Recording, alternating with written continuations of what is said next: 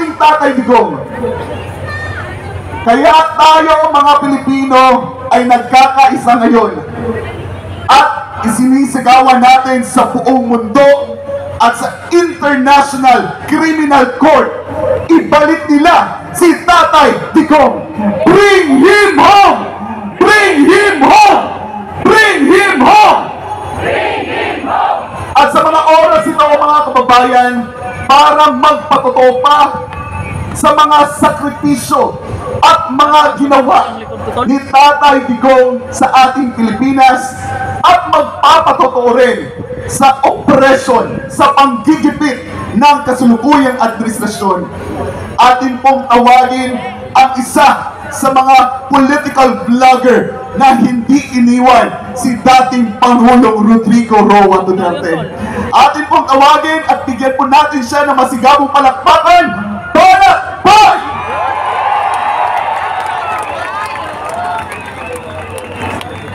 Taas ang kamay na mga nabudol!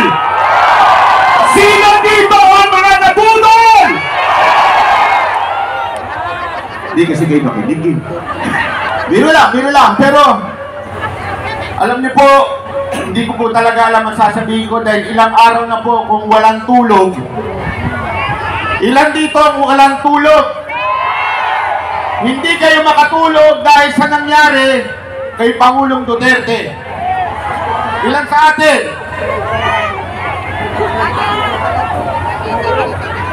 Alam nyo mga kababayan, sinabihan po tayo dito na wag po tayo magsasalita ng hindi maganda dahil baka may mga nakapaligid ng mga pulis na handang dakpin ang lalaban.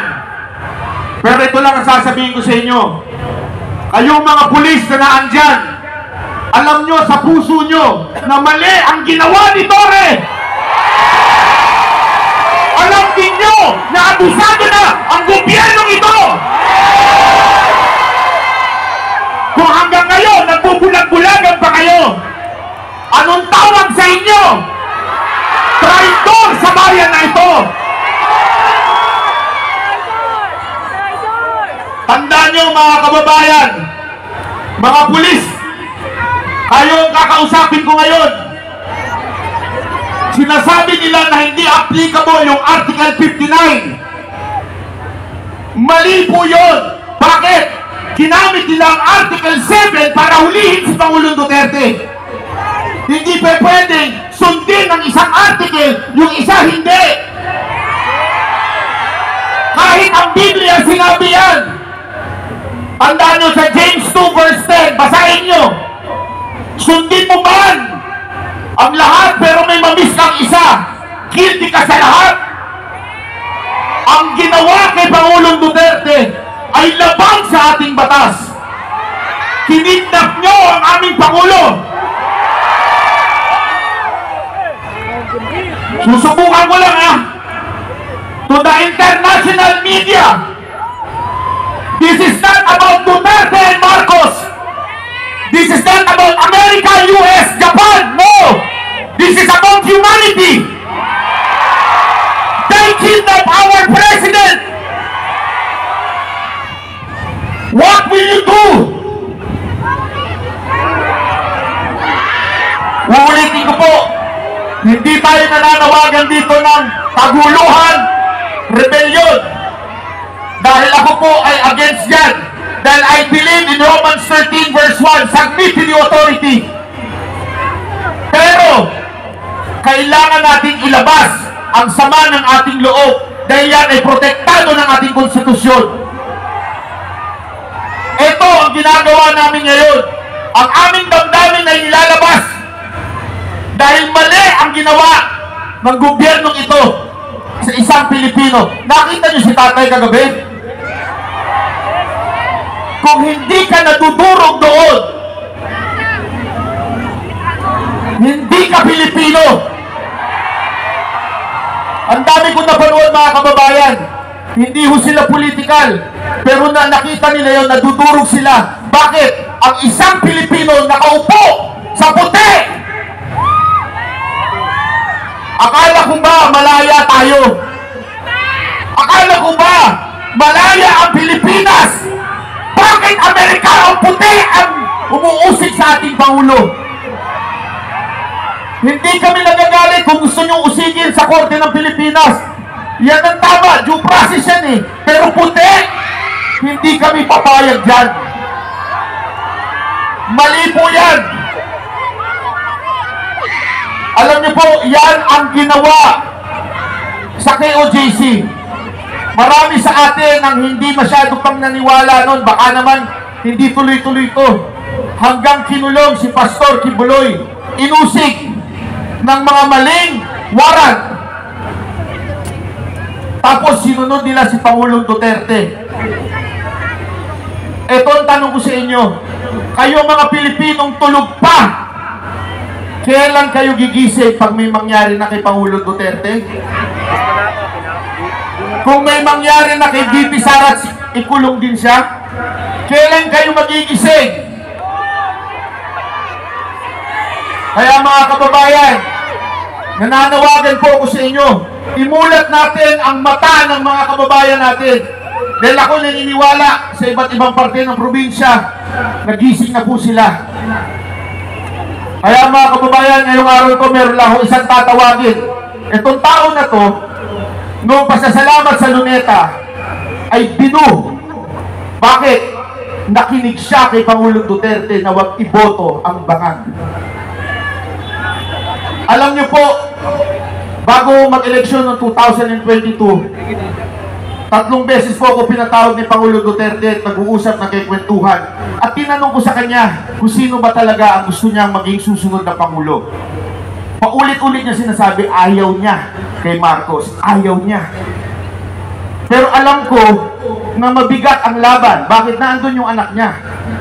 Alam ko, maraming magagalit sa amin pag hindi kami nag-Marcos. Dahil kami po ay nasa community din. Ilang beses po kami nakapunta sa bahay niya. Pero nakinig po kami kay Pangulong Duterte. Kaya ang sakit sa puso namin na isang Pangulo na maayos mag-isip, gusto lang kapakanan sa bayan, ay kukulong nila. At ito po ang isa sa mga binu nung panahon ni Pangulong Duterte. Tawagin ko po si Konsehal Mocha Usod.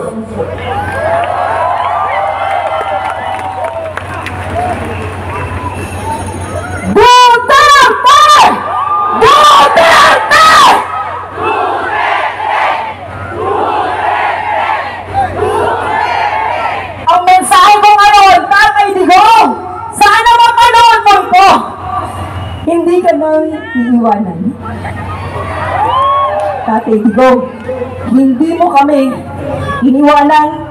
Ikaw lang ang leader ng bansa na ito na lumbaban sa kriminalidad, droga at korupsyon mata sa mata.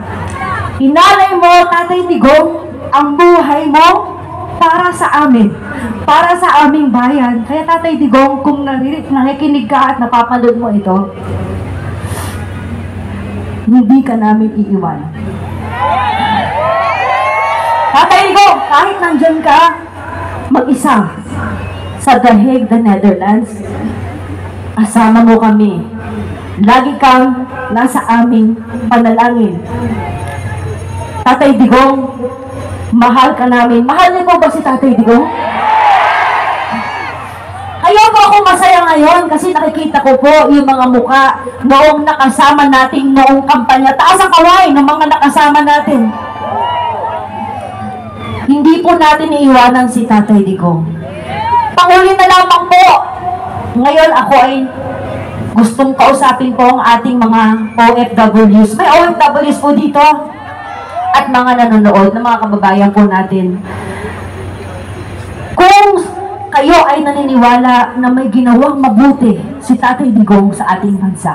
Kung kayo ay naniniwala na nawala ang droga, bumagsak ang krimen, at naging mas mapayap ang ating mga kalsada, naging mas maganda ang takbo ng Pilipinas, ngayon ang panahon para magsalita kayo.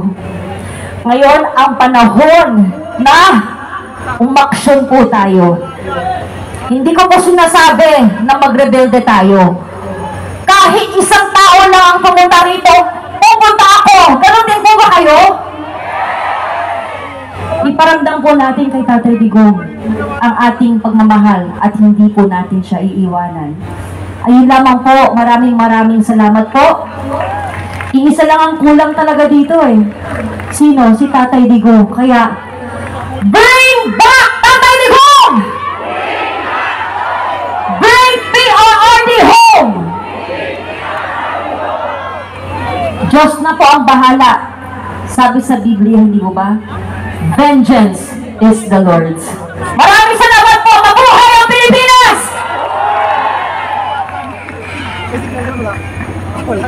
Tawagin ko naman po yung mga kasamahan ko, ang Banateros, Master Junea. May konti lamang kami bibigay sa inyo. Boss Dada, Jay Guevara, at saka itong kapatid ko. Mas matanda to si Coach Oli. Ayan, gusto lamang namin kayong bigyan bigyan nyo sila ng mga sombrero.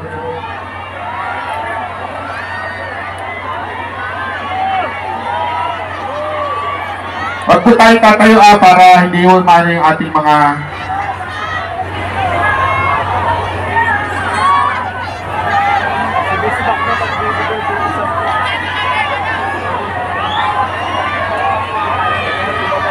sa likod.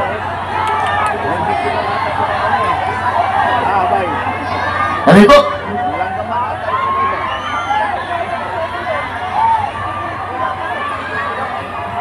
Wag po tayong okay na po. Ulit, maraming salamat po sa inyong pag-attend. Pero iwan ko lamang po kayo isang bagay na sana kahit ang mga nasa gobyerno ay natutulog pa, lagi nating tatandaan, meron tayong Diyos na hindi natutulog.